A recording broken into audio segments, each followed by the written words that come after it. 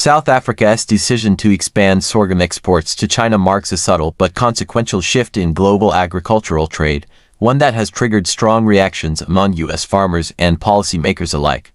Sorghum, once considered a secondary grain compared to corn and wheat, has become strategically important in a world shaped by climate stress, geopolitical realignments, and intensifying competition for food security. China is the world's largest importer of sorghum. The grain is used for animal feed, industrial alcohol, and the production of baijiu, China's most consumed distilled spirit. For years, the United States dominated China's sorghum imports, supplying the bulk of demand thanks to scale, logistics, and long-standing trade relationships.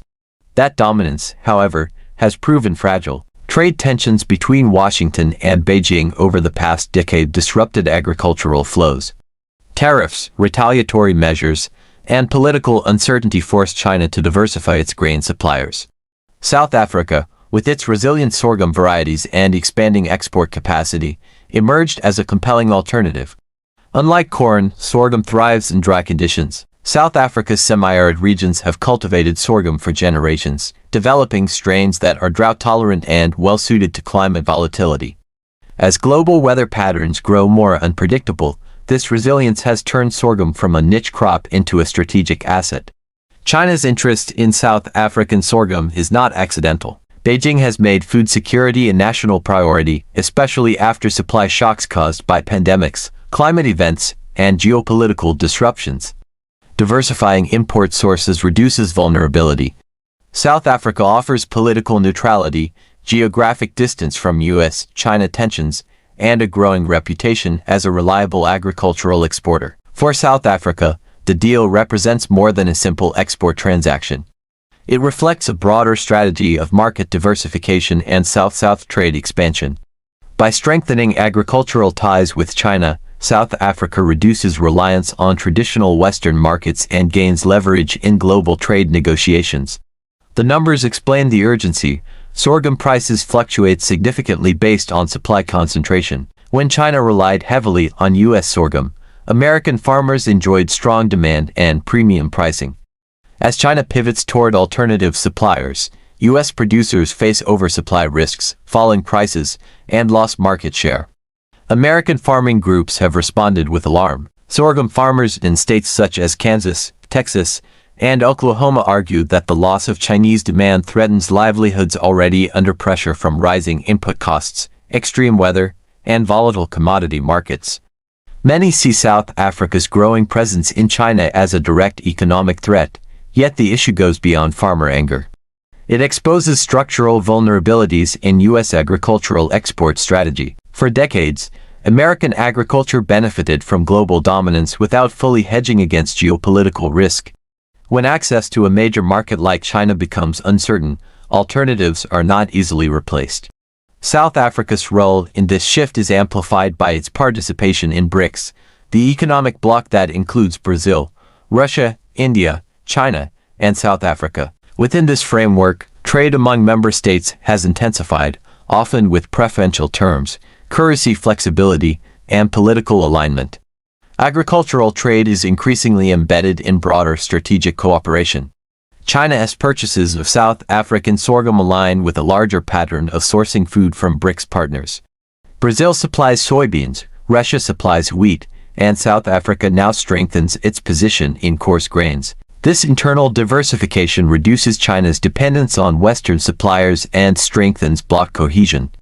The implications for global grain markets are significant. Sorghum is often substituted for corn in feed rations. When sorghum prices fall due to lost U.S. exports, corn markets feel the ripple effects. This interconnectedness amplifies the impact of what might otherwise seem like a minor crop shift. South Africa's farmers, meanwhile, see opportunity. Expanded access to the Chinese market incentivizes investment in storage, logistics, and production capacity. Export revenues support rural economies and strengthen the agricultural sector's political influence domestically. The South African government has also played a role. Export certification, phytosanitary agreements, and diplomatic engagement smooth market entry. These institutional efforts signal a more proactive trade policy that treats agriculture as a strategic sector rather than a residual one. Critics within South Africa caution against overdependence on China, pointing to the risks of price pressure and market concentration. However, officials argue that diversification does not mean exclusivity. China is one of several expanding markets, including parts of the Middle East and Southeast Asia. From Washington's perspective, the sorghum shift raises uncomfortable questions. Should U.S. agricultural policy adjust to a world where geopolitical alignment increasingly shapes food trade? Can American farmers compete without guaranteed access to China? And how should trade diplomacy adapt when agriculture becomes a bargaining chip? The anger among U.S. farmers reflects deeper anxiety about globalization's new phase. The assumption that the most efficient producer automatically wins no longer holds. Political alignment, climate resilience, and strategic diversification now matter as much as yield. China's calculus is pragmatic. Food security cannot be hostage to a single supplier. South Africa's sorghum fits into a mosaic of diversified sourcing designed to insulate China from external pressure. For South Africa, the deal reinforces its role as a middle power capable of leveraging agriculture for geopolitical relevance.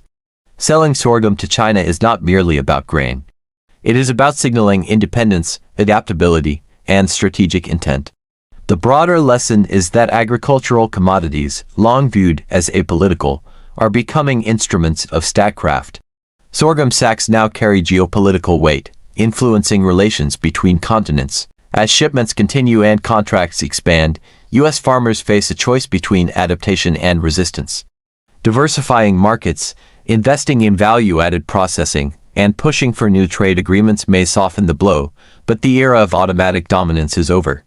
South Africa's sorghum exports to China illustrate how emerging economies can capitalize on global shifts. What began as a crop suited to dry soils has become a symbol of a changing world order, one in which food, politics, and power are inseparable. You've been watching Echoes of Africa, where every story carries the sound of tomorrow. If this moved you, subscribe now, like, and share so Africa's voice never fades into silence.